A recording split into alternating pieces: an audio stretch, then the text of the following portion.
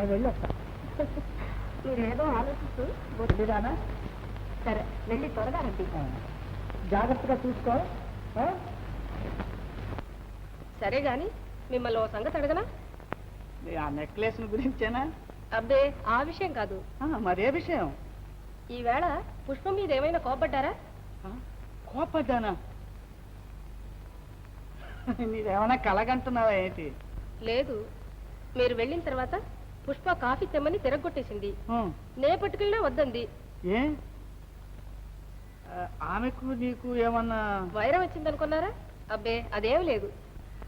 అయితే తలుపు బిగించుకొని కూర్చోడానికి కారణం ఆ దైవానికే తెలుసు. సరే నేను పోయి కనుక్కుంటాను. కనుక్కోండి. పుష్ప, పుష్ప, తలుపు తెరు. ఏం పలకవు పుష్ప? నా వరహాల పుష్పవు కదూ. ఇదిగో తలుపుకి పోతే నేను భోజనం చేయను.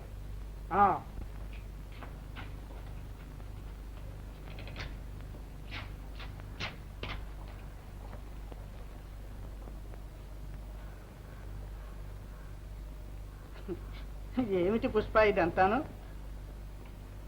ఏం జరిగిందో చెప్పవు? అసలు కోపం ఎందుకు వచ్చింది? అవును, మాటలకు లోట్లేదు. ఎంత పెట్టే మా అమ్మ అవుతావని మాటలు చేతులు అలాగా. ఏమిటి పుష్ప? అయితే ఇంతకు నేను చేసిన తప్పేమిటి? ఇందాక మీరు బయటికి వెళ్ళేటప్పుడు అక్కతో చెప్పెళ్ళారు కానీ నాతో ఒక ముగ్గు చెప్పారా? నీకు ఇంకా చిన్నతనం పోలేరు పుష్ప.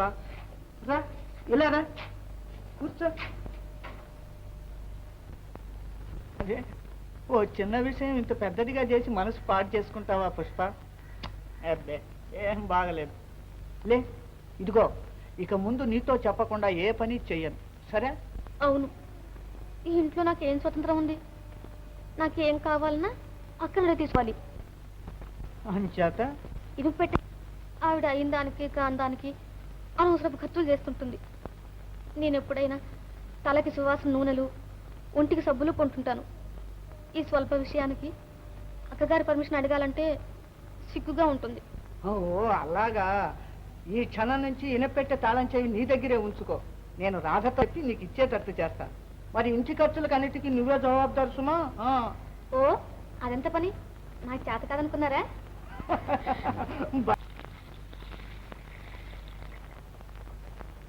అమ్మా, ఏం శేషమ్మా? పిల్లవాళ్ళ బడి జీతానికి వచ్చానమ్మా. విమలా, శేషమ్మా, పిల్లలంతా కులాసగా ఉన్నారా? బాగా చదువుకుంటున్నారా? మీ దయవల్ల అంతా కులాసాగా ఉన్నారు, బాగా చదువుకుంటున్నారు. ఏమ్మా? విమలా, చిన్నమ్మ గారు అడిగి 5 రూపాయలు తీసుకురా. సరేనమ్మా. పిల్లల్ని బాగా చదివించు. చిన్నప్పుడు చదువుకుంటేనే పెద్దప్పుడు వృద్ధిలోకి వస్తారు. నువ్వేమీ ఆస్తులు ఇవ్వక్కర్లేదు వాళ్ళకి. బాగా చదివిస్తే అదే 10,000. అమ్మా, ఈ అనవసరం ఖర్చులు ఎందుకని చిన్నమ్మగారు చెబుతున్నారమ్మా. మామూలుగా మనం ఇస్తున్నామని నువ్వు చెప్పలేదు? చెప్పానమ్మా, కానీ ఆవిడ చాలా చిరాగ్గా మాట్లాడుతున్నారు. చదువుకే కదా మనం ఇస్తున్నాం, వాళ్ళకి అది ఎంతో ఉపకారం చేసినట్లుంటుంది. అందుకని డబ్బు దానం చేయమంటారా? ఆయన ఎంత కష్టపడి డబ్బు కనిస్తున్నారో నాకు తెలుసు. భలే పుష్ప. చూడండి, అక్క వస్తాను, వచ్చే వాళ్ళకి పోయే వాళ్ళకి డబ్బు దానం చేయమంటుంది. ఈ అనవసరపు ఖర్చు ఎందుకని నేనంటాను. వయసులో చిన్నదానివైనా పెద్దదానివి. రాధా, ఇక ముందు డబ్బు విషయాల్లో జోక్యం కలుగు చేసుకోవద్దు. అన్ని విషయాలు మన పుష్పే చూసుకుంటుంది.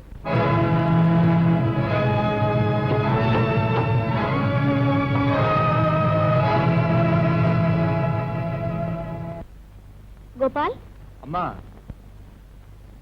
మార్కెట్కి వెళ్ళి కూరగాయలు తెస్తావా? ఓ మీ ఉత్తరం కోసం ఎదురు చూస్తున్నానమ్మా.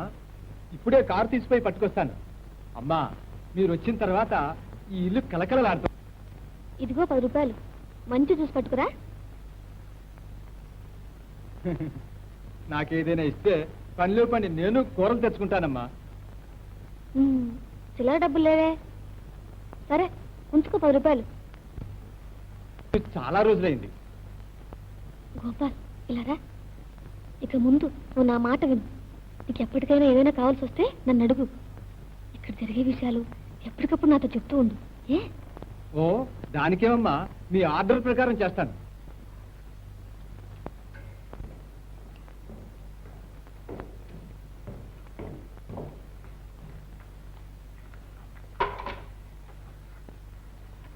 ఇప్పుడు ఎలాగుందంటారు డాక్టర్ గారు? నిన్న రాత్రి కంటి మీద కునుకు లేదు, వాంతులు కూడా ప్రారంభించాయి. ఒంట్లో మరేం లేదు. ఆ, some good news for you. మీకు కొడుకు పుట్టబోతున్నాడు. ఆ? భార్య గర్భవతి అయ్యారు. వాంతులు తగ్గడానికి ఈ పౌడర్ తెప్పించింది. Good morning sir. నమస్కారం. రండి, రండి. ఇన్నాళ్ళకి నా కోరిక నెరవేరింది. మనకి ఏదో ఒక్కటే లోటుగా ఉంది సార్. కాలం నాడు కడుపును ఒక్క కొడుకు కలిగితే ఇంకా కావాల్సిందే ఉంది. అన్నట్టు పుష్ప లోపల ఉందండి. ఆ, లోపలికి వెళ్ళండి. చిత్తం ఈ మందు తెప్పించవండి. అవసరం వస్తే కబురం పండి మళ్ళీ వస్తాను. థాంక్స్. నమస్తే డాక్టర్.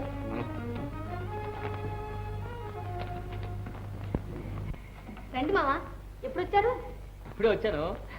అన్నట్టు ఒక శుభవార్త విన్నాను. ఏమిటది మావా? కూర్చోండి. పరమేశ్వరుని కృప మన పైన చాలా ఉంది. నీకు పుట్టబోయి కుమారరత్నాన్ని భుజాల మీద ఎక్కించుకుని హాయి అని తిరగాలి ఎంత సరదాగా ఉందో తెలుసా? అన్నట్టు నీకు ఎన్నో మాసం. మాసం లేదు, గీసం లేదు, నాకేమీ లేదు. గారికి 3వ నెల. అంతేనా? నీకేమో నన్ను సంతోషించానే. వృద్ధాశ్రమం అయిపోయింది.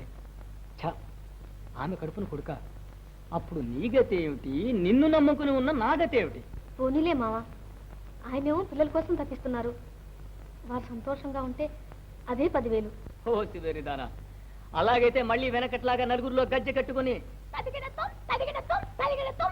తోమని రోడ్డు మీద ఆడవలసిందే తెలుసా? అవేం మాటలు మావా? ఏం మాటలా? ఆమె కడుపును పిల్లాడు పుడితే ఇక నీ ఆటలు సాగవు. పిల్లాడి మీద ప్రేమ చేత ఆయన అక్కడే కట్టుబడి ఉంటాడు. జాగ్రత్త. దానికి ఏం చెయ్యాలి? అలా అడిగా బాబు. ఇలా రా. ఏమిటి రాసా కొడుతున్నావు? చూడండి. Very nice design. ఇంకే పుట్టబోయే పిల్లాడికి అప్పుడే చొక్కా కొడుతున్నావు అన్నమాట. టెలిగ్రామ్ వచ్చిందండి. ఆ? ఏది?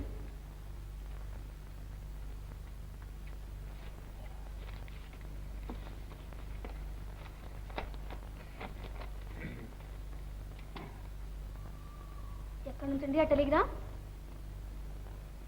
ఏ మాట్లాడరే? ఆలమూరులో మన షుగర్ ఫ్యాక్టరీకి నిప్పంటుకుంది. నిలుచున్న పలంగా రమ్మని టెలిగ్రామ్ ఇచ్చాడు మేనేజర్. నేను వెళ్ళకపోతే చాలా నష్టం వస్తుందట. కానీ ఈ సమయంలో నిన్ను విడిచి ఎలాగా వెళ్ళడం అని. నాకేం భయం లేదు, వెళ్ళినట్టు. నాకు సాయంగా పుష్ప ఉందిగా. ముందు మనం ఇల్లు సంగతి చూడండి. నమస్తే. అలా చేయండి బాబు, అలా చేయండి. పుష్ప రాధమ్మ గారిని కంటికి రెప్పలా కాస్తుంటుంది. పైగా చాకరీకి చచ్చినంత మంది ఉన్నాం. ఈ లోపల ఏదన్నా డేంజర్ అయితే అర్జెంటుగా తమకు టెలిగ్రామ్ ఇస్తాను. లక్షల మీద వ్యాపారం బాబు. డబ్బా మన్నా. వెళ్ళండి. పుష్ప, రాధని నీకు అప్పచెప్పి వెళ్తున్నాను. ఎలా చూసుకుంటావో చాలా జాగ్రత్త సుమా. వెళ్ళిరానా? గోపాల్, ఈ 100 రూపాయలు ఉంచుకో. నేను చెప్పింది సరిగ్గా జ్ఞాపకం ఉంచుకో. ఇంకా ఎప్పుడు ప్రసవం అవుతుందో తెలియదు. ఎవరికి తెలియకుండా చేయాలి. జాగ్రత్త. అదంతా నేను చూసుకుంటాను, మీరేం భయపడద్దు. ఇదిగో, ఈ రహస్యం ఎవరికి తెలియకూడదు. జాగ్రత్తగా ఉండు.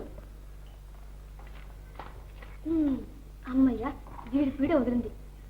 మామ, ఆ సుశీల శని ఎలా వదిలించుకోవడం? దానికి నేనంతా ప్లాన్ వేసేసి ఇచ్చేసానుగా. ఇదిగో ఈ పౌడర్ కాఫీలో కలిపేసి ఇచ్చేస్తే 2-3 రోజులు ఒకటే డల్. మూసిన కన్ను తెలియదు. మామ, మీ బుర్రే. మెడ్రాస్ మ్యూజియంలో పెట్టాలి.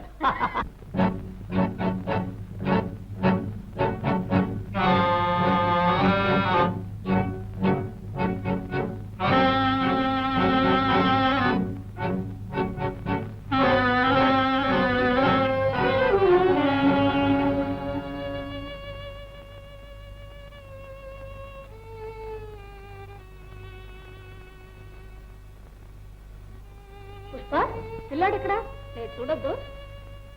పిల్లాడా అక్క పిల్లాడు ఎక్కడా చెప్పు పుష్ప. అక్క పిల్లాడు పుట్టిన కొంతసేపు వరకు ప్రాణంతోనే ఉన్నాడు. తర్వాత మనందరిని విడిచిపెట్టి వెళ్ళిపోయాడక్క. అయ్యో దైవం, నేనెంత పాపాత్మురాల్ని. నా పిల్లాడేడు, ఒక్కసారి నన్ను చూడనివ్వండి, చూడనివ్వండి. వద్దక్క, ఈ స్థితిలో మరి పిల్లవాడిని చూడకూడదు. అసలు ఆ కుర్రాడు వికలాంగుడుగా పుట్టాడు. డాక్టర్ కూడా మిమ్మల్ని చూపించవద్దండి. అయ్యో, నా పిల్లాడిని కళ్ళారి చూసుకోలేదు. మీరు ధైర్యం వహించి అమ్మగారికి ధైర్యం చెప్పాలి కానీ మీరే ఇలా విచారిస్తే అలాగా? మనుషులంటే ఏమిటి? మట్టి బొమ్మలు.